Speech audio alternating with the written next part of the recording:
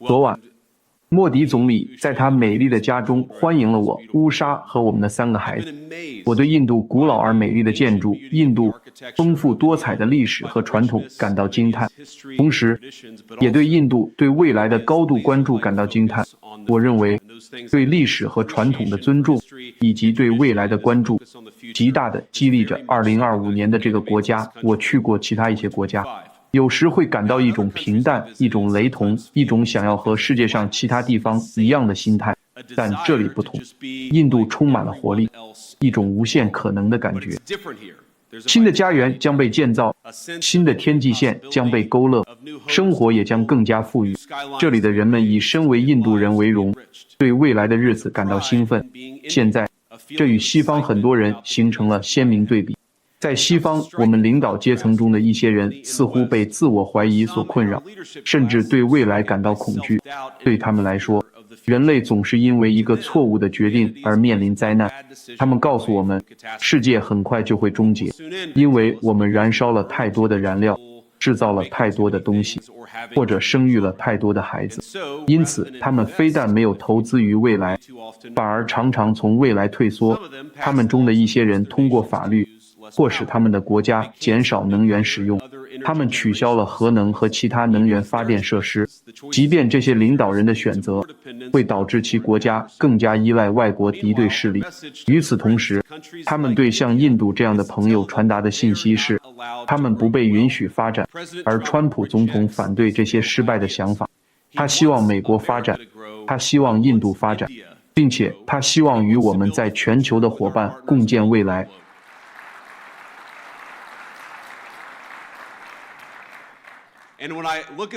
当我看着在座的各位，或者过去几天，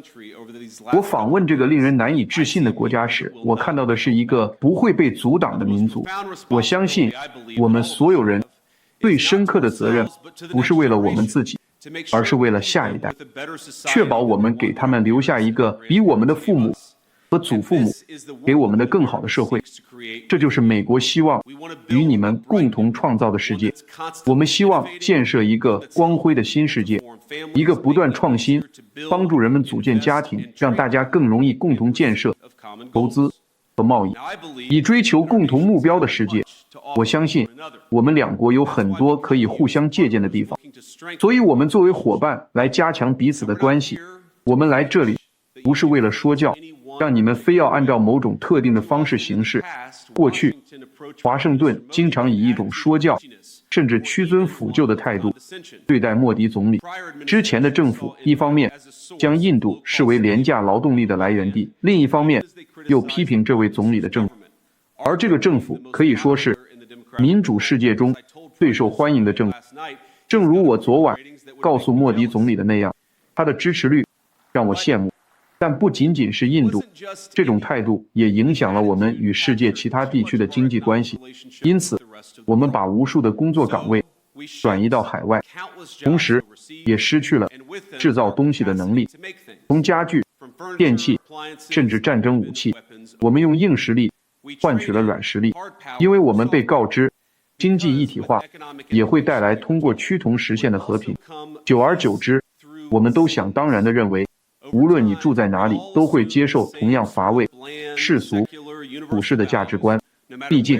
世界是平的，这就是当时的论点。他们就是这么告诉我们的。当这个论点被证明是错误的，或至少是不完整，西方领导人就开始不择手段地把它强行压平。但是世界上许多国家的人民，我认为贵国也包括在内，他们并不想被压平。许多人为自己的出身、生活方式、工作类型以及父母之前所做的工作感到自豪。这其中也包括我的祖国美利坚合众国的人民。你们有些人可能了解我的背景，我本来没打算谈论我的背景，但昨晚在和总理共进晚餐时，当时孩子们表现基本还不错吧。莫迪总理说，我有个请求，我希望你能谈一谈你的背景，所以我很乐意这么做。对于那些不了解我的人，我想说，我承认我带有偏见。美国最伟大的州俄亥俄州，这里长期以来都是美国的制造业重镇，我的家乡叫做米德尔顿，它不是什么大城市，没有斋普尔大，但也是个规模不错的城镇。那里的居民以制造为业，这在米德尔顿世代相传，引以为傲。那里有很多像我家一样的家庭，有些人叫我们乡巴佬，我们是从西弗吉尼亚州、田纳西州和肯塔基州周边的丘陵和山区来到像米德尔顿这样的城市，为了追寻制造业的工作，这些工作为全美各地的家庭创造了广泛的繁荣。他们来到米德尔顿，为了追寻我们常说的美国梦。在米德尔顿，我的父母抚养了我，我的祖父母也抚养了我。他们教导我们要努力工作，努力学习，热爱上帝和我的国家，并且永远善待自己人。我的外公，我从小叫他爷老，就是这样的人，直到晚年，他还在当地的钢铁厂工作。我知道印度有很多这样的工厂，爷老的工作给他带来了不错的工资、稳定的工时和丰厚的养老金。这让他不仅能够养活自己和我的外婆，还能供养他的女儿和与他们同住的孙子孙女们。我出生的时候，家里的经济状况已经很拮据了，但他仍然努力工作，让我们过上好日子。我知道我的爷爷奶奶很感激国家，让他们过上这样的生活。他们那一代人见证了美国中产阶级的形成。当时的领导人通过建立以生产为中心、以工人为本的经济模式，重视工人的劳动，从而改变了国家，让成千上万个像米德尔顿一样的小镇得以发展。当时的政府支持劳动力发展，我们为生产型产业的扎根创造了激励机制，并与国际伙伴达成了良好的贸易协议，以销售美国制造的商品。但是，当美国逐渐适应其创造的世界历史性的繁荣时，我们的领导人开始认为这种繁荣以及创造繁荣的因素是理所当然的。他们忘记了建设的重要性，忘记了支持生产型产业的重要性，忘记了达成公平贸易协议的重要性，也忘记了支持我们的工人和他们的家庭。随着时间的推移，我们看到了后果。在我的家乡，工厂倒闭，工作机会消失，美国的小镇不再是我们国家经济的命脉。随着美国的转型，那些人，那些工人阶级，那些美国的基石，仅仅因为坚持他们世代珍视的价值观，就被斥为落后。现在，小镇的故事就是我的故事，但这在美国绝非个例。在过去的20年左右的时间里，数千万美国人已经觉醒，意识到了我们国家正在发生的事情，而且我相信他们在为时过晚之前就觉醒了。我们和你们一样，都珍视我们的历史文化和宗教。我们希望与朋友们进行商业往来，达成好的交易。我们希望在自豪地认可我们传统的基础上，而不是在自我厌恶和恐惧中去建立我们对未来的愿景。我为一位长期以来都明白这一切的总统工作，无论是与那些试图抹去美国历史的人做斗争，还是在国外支持公平贸易协议，几十年来，他在这些问题上始终如一。因此，在川普政府的领导下，美国现在有了一个从过去的错误中吸取教训的政府。这就是为什么川普总统如此重视保护制造业经济，因为制造业是美国繁荣的命脉，并确保美国工人有机会获得好的工作。正如我们本月早些时候看到的那样，他将不遗余力地保护和扩大所有美国人的这些机会。因此，今天我来到这里，带着一个简单的信息：本届政府寻求建立在公平和共同国家利益基础上的贸易伙伴。我们希望与尊重其工人的外国伙伴建立关系，他们不会为了促进出口而压低工资，而是尊重其劳动价值。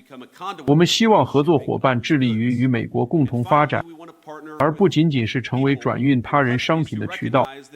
最后，我们希望与那些认识到我们所处时代的历史性意义，认识到我们需要团结起来，共同建立真正的新事物，一个平衡、开放、稳定和公平的全球贸易体系的国家建立伙伴关系。现在，我想明确一点，美国的朋友不必和美国一模一样，我们两国的政府也不必事事都以同样的方式行事。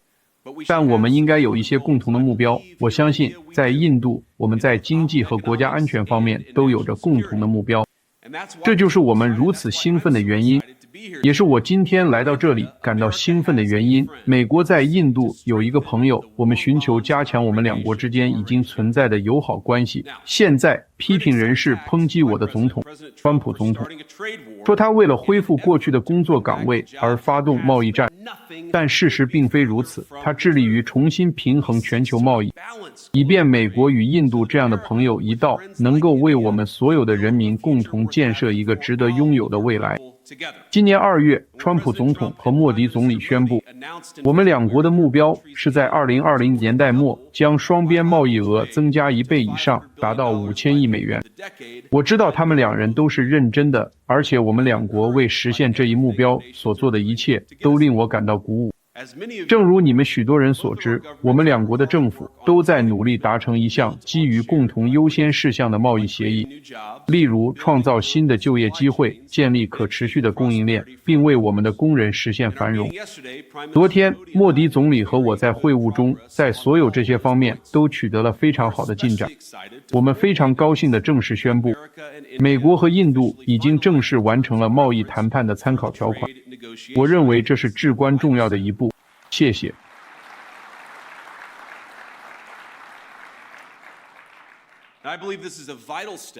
我相信这是朝着实现川普总统和莫迪总理的愿景迈出的重要一步，因为它为我们两国之间的最终协议制定了路线图。我相信美国和印度可以共同完成很多事情。接下来，我想谈谈今天合作的几个领域。印度和美国如何共同努力？首先，也许最重要的是保护我们的国家，其次是建设伟大的事业，最后是创新我们两国未来几年都需要的前沿技术。在国防方面，我们两国已经建立了密切的关系，是世界上最密切的关系之一。美国与印度进行的军事演习比与地球上任何其他国家都多。川普总统和莫迪总理在2月份宣布的美印协议将为我们两国之间更紧密的合作奠定基础。从标枪导弹到斯崔克战车，我们两国将共同生产许多我们需要的军需品和装备，以震慑外国侵略者。这并不是因为我们寻求战争，而是因为我们寻求和平，并且我们相信实现和平的最佳途径是通过共同的力量启动自主系统产业联合联盟，将使美国和印度能够开发出最先进的海事系统，以确保胜利。今年印度将在秋季主办4方领导人峰会，这非常合适。我们在一个自由、开放、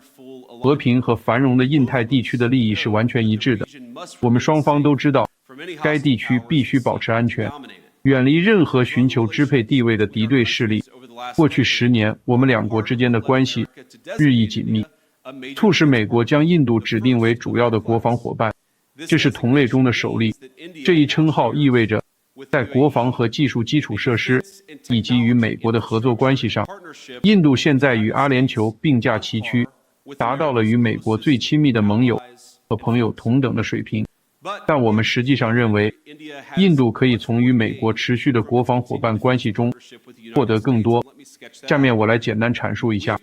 我们当然希望加强合作，更紧密的合作，也希望贵国购买更多我们的军事设备。我们相信这些设备都是同类产品中最好的。例如，美国的第5代 F-35战机将使印度空军能够前所未有地保卫你们的领空，保护你们的人民。在过去的几天里，我见到了许多来自印度空军的优秀人才。印度和美国一样，都希望发展建设，这意味着我们需要生产更多的能源，更多的能源生产和消费。这也是我认为我们两国可以通过加强能源联系而获益的原因之一。正如川普总统常说的那样，美国已经再次开始加大力度钻探能源。我们认为这不仅有利于美国人民，也有利于印度。我认为，由于对未来的担忧，过去的美国政府束缚了我们的手脚，限制了美国对石油和天然气生产的投资。本届政府认识到廉价可靠的能源是制造业的重要组成部分，也是我们两国经济独立的重要组成部分。当然，美国得天独厚，拥有丰富的自然资源和强大的能源生产能力。我们非常希望能够将能源出售给像印度这样的朋友。我们相信，贵国将受益于美国的能源出口以及扩大这些出口，从而能够以更低的能源成本进行更多的建设、生产和发展。同时，我们也希望帮助印度勘探其自身蕴藏的巨大自然资源，包括近海天然气储备和关键矿产供应。我们有能力也有意愿提供帮助。此外，我们认为能源合作生产将有助于击败其他国外市场的不公平竞争者。我们相信，印度可以在加强我们两国之间的能源联系方面大有作为。我有一个建议，也许可以考虑取消一些非关税壁垒，以便美国产品更好地进入印度市场。当然，我已经和莫迪总理谈过这个问题，而且川普总统和我都知道莫迪总理是一位强硬的谈判者，他很会讨价还价，这也是我们尊重他的原因之一。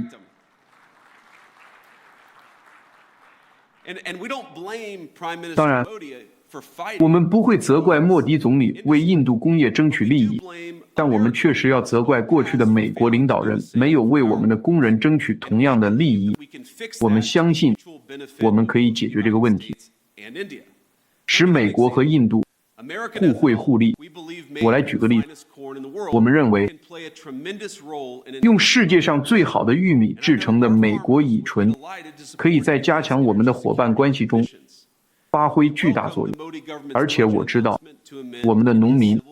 将非常乐意支持印度实现能源安全的雄心。我们欢迎莫迪政府宣布修改印度民用核责任法，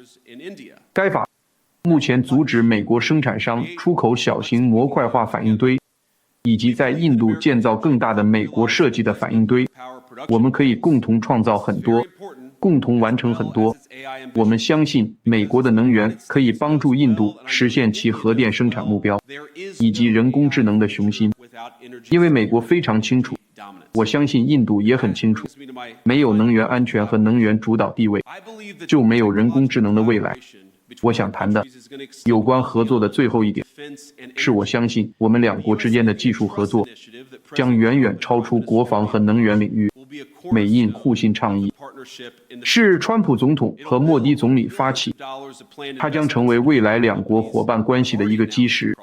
它将建立在美国公司已宣布在印度投资数十亿美元的基础上。在未来几年里，我们将看到数据中心、制药、海底电缆和无数其他重要商品都将因为美国和印度的经济伙伴关系而得到开发和建设。我再说一遍，我认为我们两国通过相互投资可以获益良多。美国投资印度，当然，印度也投资美国。我知道美国人民对此感到兴奋。川普总统和我期待着和印度建立更紧密的联系。美国人希望进一步进入印度市场，这里是经商的好地方。我们希望我们的人民能更多地来到这个国家。我们相信印度人将从与美国更多的商业往来中蓬勃发展。这是一个双赢的合作关系，而且肯定会持续到未来。我相信在座的各位比任何人都清楚，无论是美国还是印度，都在寻求扩大制造业产能。这种竞争不仅仅局限于廉价消费品，还延伸到军需品、能源、基础设施和各种尖端技术。我认为，如果我们两国不能跟上步伐，对印太地区乃至整个世界都将产生非常可怕的后果。而这再次表明，印度和美国之间有许多可以互相提供的机会。我们拥有世界上最先进的人工智能硬件，而印度拥有世界上最令人兴奋的初创科技基础设施之一。通过合作，双方都能获益良多。因此，川普总统和我都很欢迎印度在一些外交组织，当然也包括在四方安全对话中的领导作用。我们相信，一个更强大的印度意味着更大的经济繁荣，也意味着整个印太地区的更大稳定。这当然是在座各位的共同目标，也是我们两国的共同目标。最后，我想以一个故事，或者说几个故事来结束我的发言。我的儿子尤安今年7岁，他是我们的长子。昨天在总理府共进晚餐后，食物非常美味，而且总理对我们的3个孩子非常友善。之后，尤安走过来对我说：“爸爸，我想也许我可以住在印度。”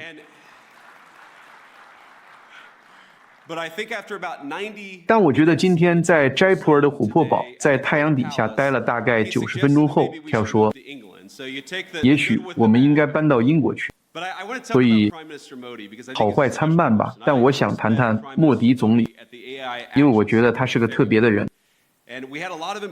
我第一次见到莫迪总理是在2月份的人工智能行动峰会上，我们当时就人工智能和其他政策准备工作进行了很多重要的讨论。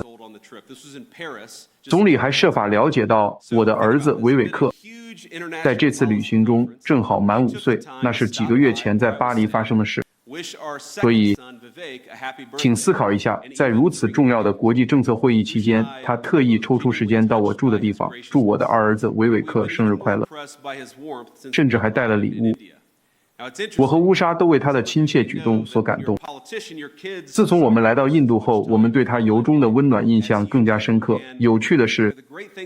你们可能知道，当你是政治人物时，你的孩子几乎和你一样受到关注。孩子们最棒的一点就是他们非常诚实，他们对每个人都非常坦诚，不管你是否希望他们这样。我们7岁的儿子、5岁的儿子，还有我们3岁的小女儿米拉贝尔。有趣的是，他们真正喜欢、真正建立起良好关系的只有2位世界领导人。第一位当然是川普总统，他身上有一种特别的活力，但莫迪总理也是一样。我们的孩子就是喜欢他，而且我认为，因为孩子们都是有个性的人，所以我个人也很喜欢莫迪总理。我认为这是我们2国关系未来发展的一个良好基础。当时莫迪总理几个月前来访时，我就能感觉到，而且今天我仍然相信他是一位非常严肃的领导人，他对印度未来的繁荣和安全进行了深刻的思考，不仅是在他任期内，更是着眼于未来1个世纪。最后，我想用一个简单的总括性观点来结束我的发言。我们现在正式进入21世纪的1/4，已经过去了25年，还有75年。我真的相信，21世纪的未来将取决于美国和印度伙伴关系的强度。我相信。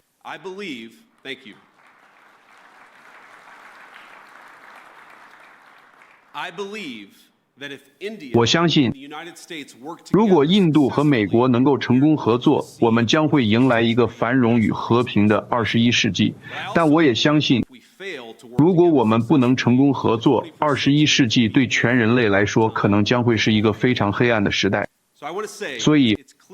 我想说，对我来说很明显，就像对大多数观察家一样，川普总统当然希望重新平衡美国与世界其他国家的经济关系，这将从根本上导致美国国内的深刻变革，当然也会影响到其他国家。但我相信，这种再平衡将为美国工人带来巨大的利益，也将为印度人民带来巨大的利益。